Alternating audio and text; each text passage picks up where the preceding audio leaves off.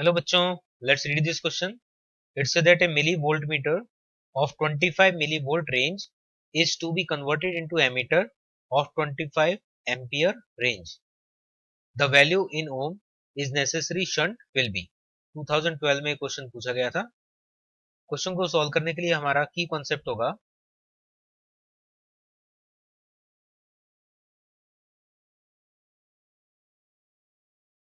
कि यहाँ पर पैरेलल में जो हम शंट रेजिस्टेंस अप्लाई करेंगे इसको एमीटर में कन्वर्ट करने के लिए, तो यहाँ से जो भी मेन करंट पास होगा वो दो पार्ट में इधर डिवाइड हो जाएगा. एक करंट अपर ब्रांच से पास होगा IG और दूसरा करंट पास होगा शंट से I माइनस IG. I है यहाँ पर मेन करंट और IG है current required for the full deflection.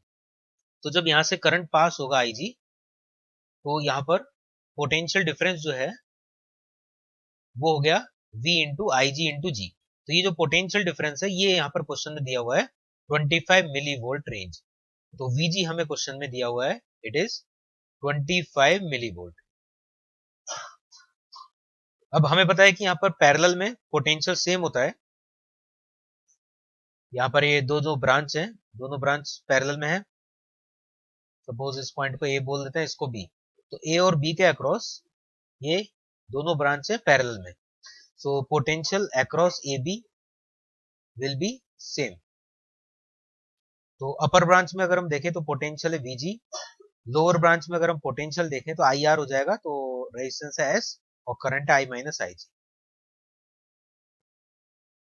तो यहां से हमें क्योंकि क्वेश्चन में बोला गया था कैलकुलेट द नेसेसरी शंट, तो शंट यहां पर आ गया हमारा VG divide by I minus IG. VG है 25 into 10 to power minus 3 and current question में बोला गया 25 एम्पियर. रेंज जो है वो है 25 एम्पियर.